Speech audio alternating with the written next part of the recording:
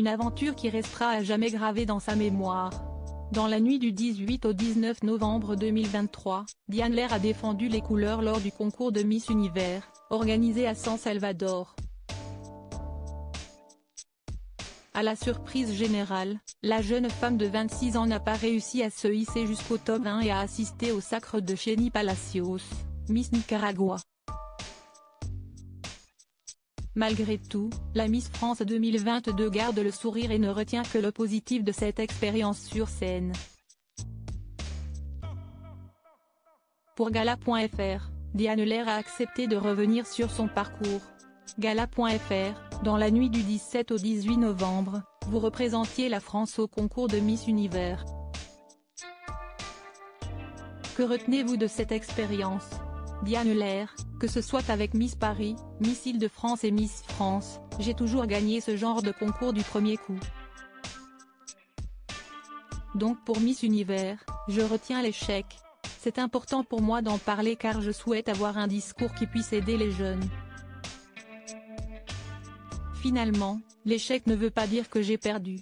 Ça veut juste dire que je n'ai pas atteint cet objectif-là et que ça m'en a ouvert d'autres. Aujourd'hui, même si je ne reviens pas avec le titre de Miss Univers, je ne me considère pas comme perdante. Avoir été sur la scène de Miss Univers a été une énorme victoire pour moi car je n'ai jamais su défiler. Être allé dans un autre pays, au bout du monde, où j'ai parlé anglais et espagnol toute la journée, c'est aussi une énorme victoire.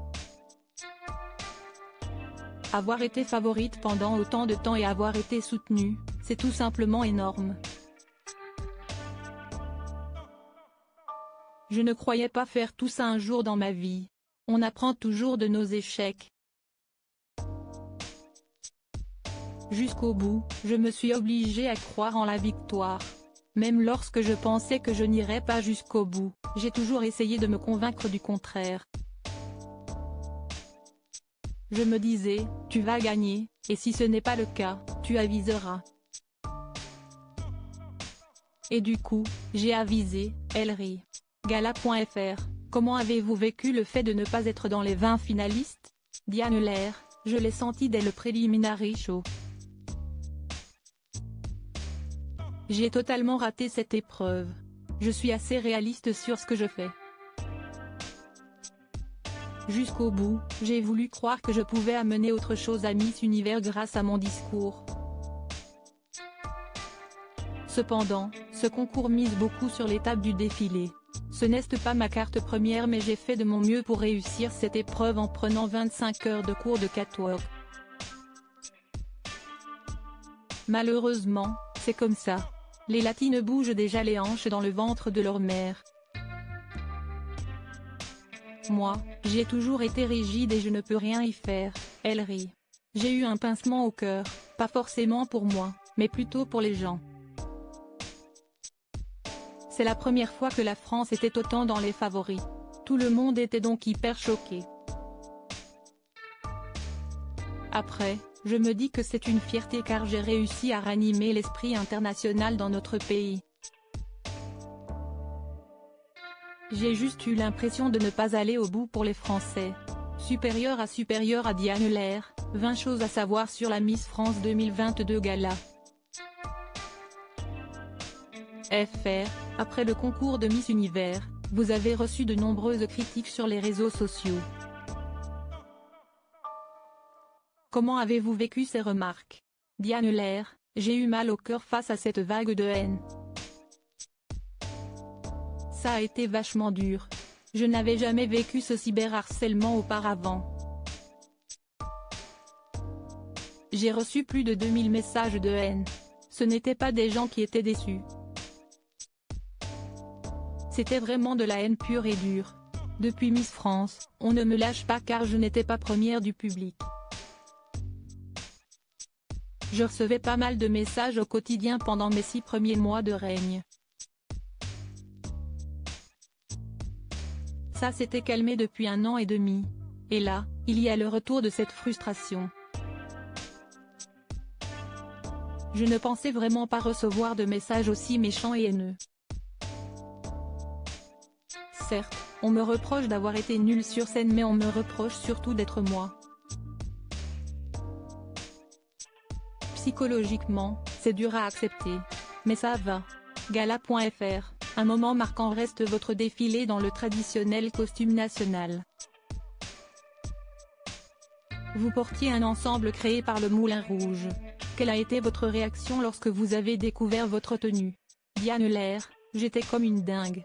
En fait, ce n'était pas du tout l'idée de départ. J'avais en tête un costume tout en fleurs qui soit en lien avec la chanson La vie en rose d'Édith Piaf.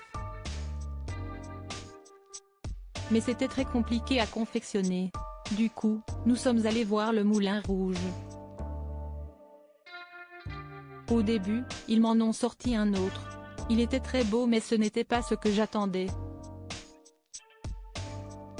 Et là, ils m'ont montré le fameux costume. Je me suis dit, oh punaise, le string. C'est osé.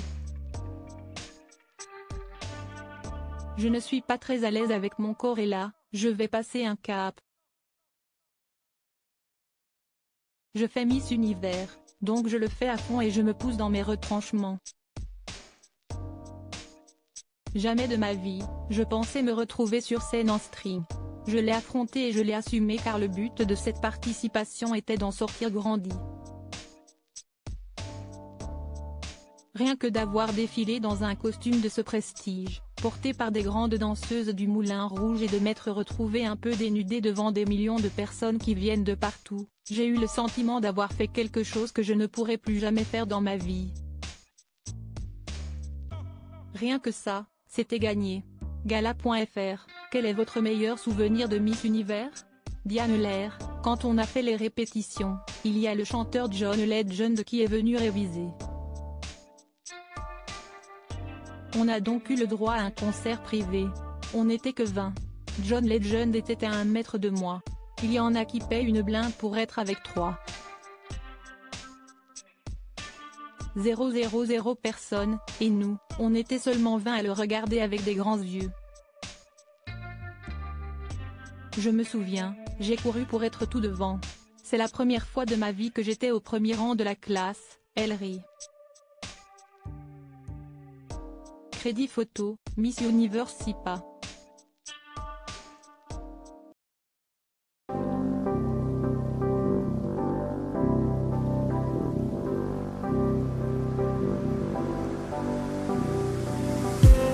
I just need